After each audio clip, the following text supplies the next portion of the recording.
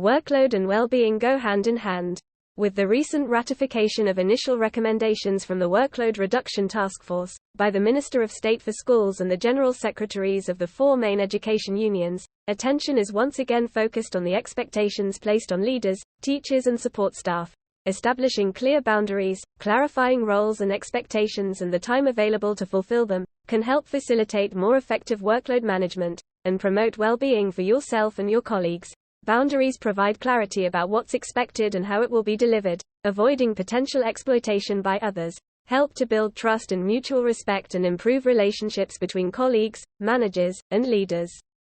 They maintain autonomy and a sense of self, sustain a healthy divide between professional and personal life, increase performance and boost overall well-being. Like most leadership skills, the ability to set and uphold boundaries, and relax them when necessary, is something that can be learned and improved. Initially, it may feel uncomfortable introducing new ones, or for others to adjust to them, but the long-term benefits are well worth it. If staff feel unable to set boundaries, or if those sets are not respected, well-being declines, stress levels heighten, and resentment grows. Leaders often feel obliged to respond immediately and always be available to everyone, which creates conflicting demands on time and an increase in stress. Setting and abiding by clear boundaries can reduce this conflict. It is also important to set personal boundaries. These help underpin the importance of self-care and promote personal and workplace well-being. Whether feeling pressure from others or putting this on yourself, it can be too easy to work long hours or when not feeling 100%, and this can be damaging in the long run. A good starting point is to clearly define between work and home life, and the hours you are prepared to work. Letting the amount of work dictate the length of your day will result in disruption to a healthy work-life balance. Set your work time and prioritize tasks starting with the most important. Be disciplined about stopping once the time is completed. You can pick up where you left off next time. Times may need to be flexible. There are busier periods in every academic year, when there is simply more to be done and hours are likely to be longer. For example, during assessments and examinations. Encourage boundaries around in-school working hours and time spent working at home. Make them part of the culture. Embed them using a coaching approach, with leaders modeling them. It is important to ensure everyone maintains them.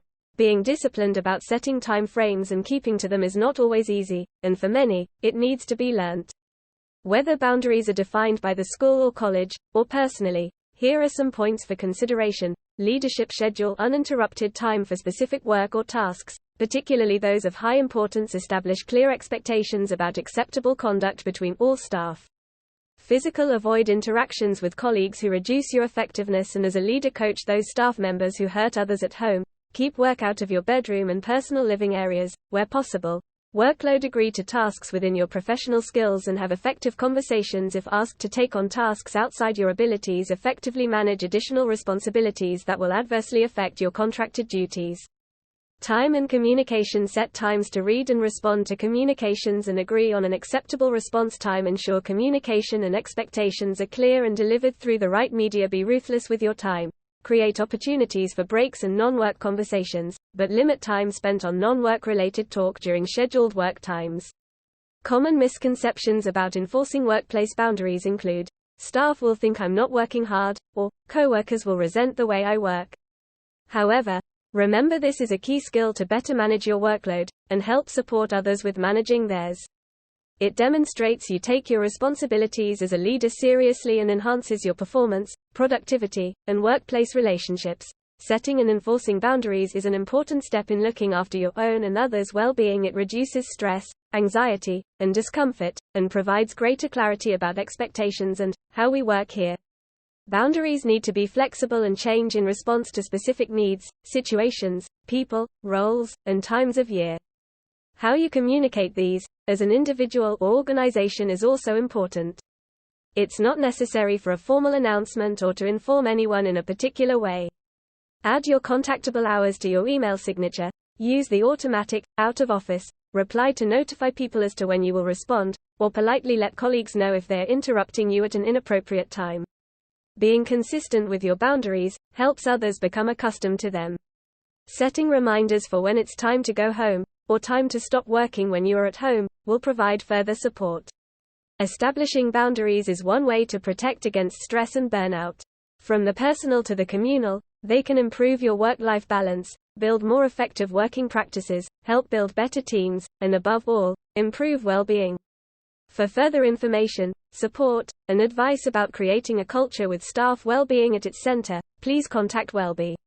By Mark Solomons, founder and CEO of WellBe.